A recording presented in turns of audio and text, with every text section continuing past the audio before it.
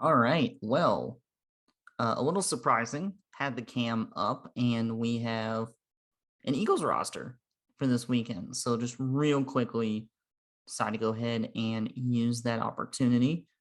Yeah,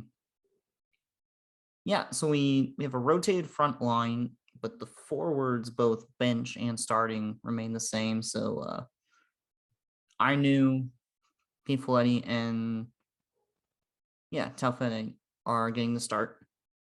Breakley and Savetta are back in the second row.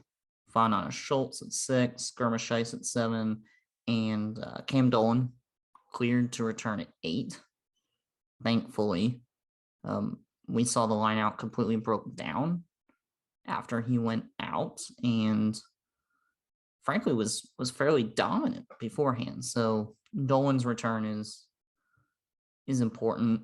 And then forwards on the bench: Fawcett, Winkluski, Mullen, Mahoney, and Guerra. So exact same 13 forwards.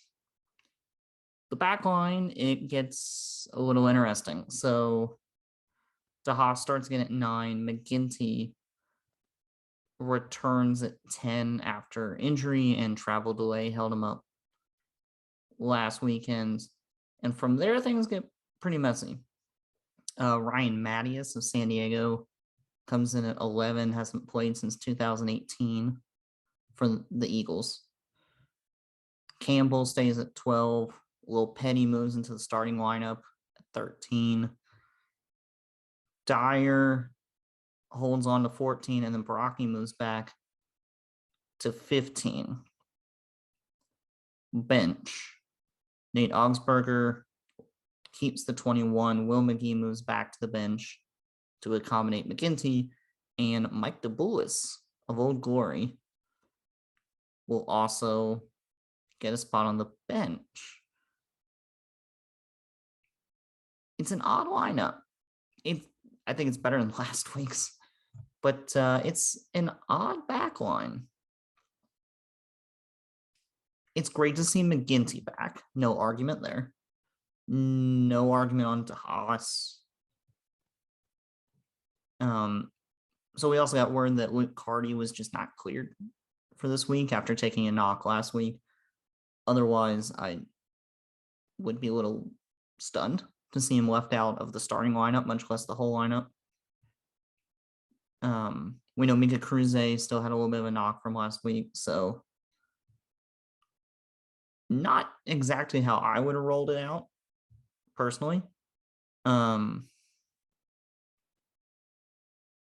It's nice to see Mattias back,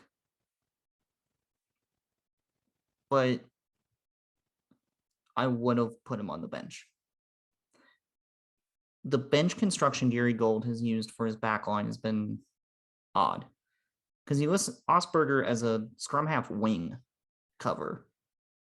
It's test rugby. You need to have 2 true scrum halves. We saw last week, with all due respect, because Ruben DeHaas did a fantastic job of trying to cover 80 minutes. That's 80 minutes of test rugby.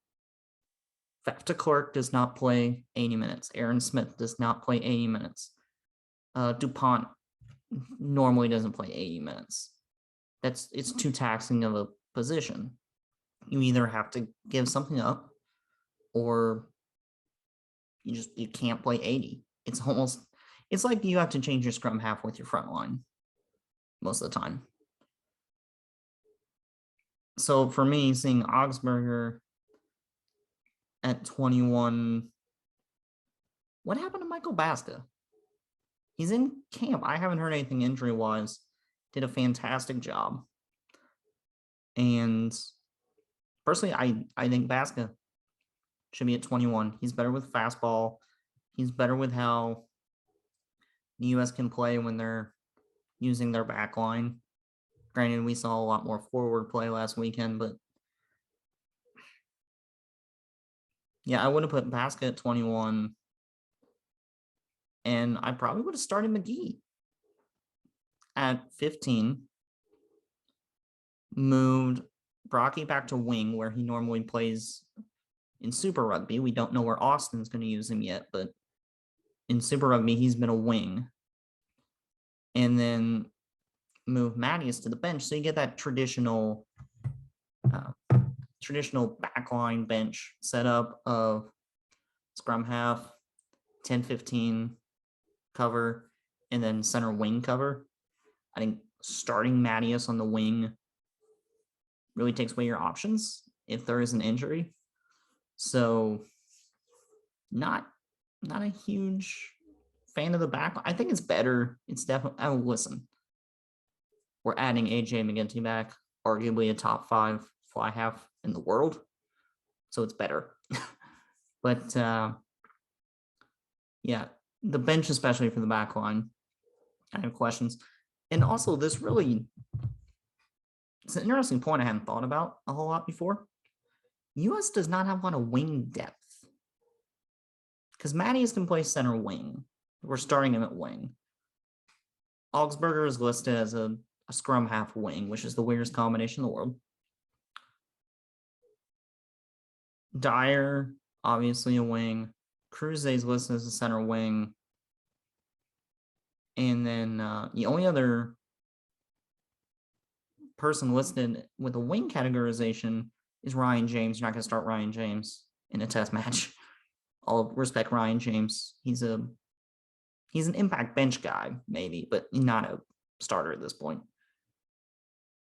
So it's a little jarring, like, to see the US lacking that wing depth when it feels like that should be something we develop a little faster than key decision-making positions. So interesting note, but Gold has went with Augsburger, McGee, and DeBoulis for his backline bench. And McGinty's back. Dolan's back. Baska is left off again. So, all right. Let's see if they got a +14 in them.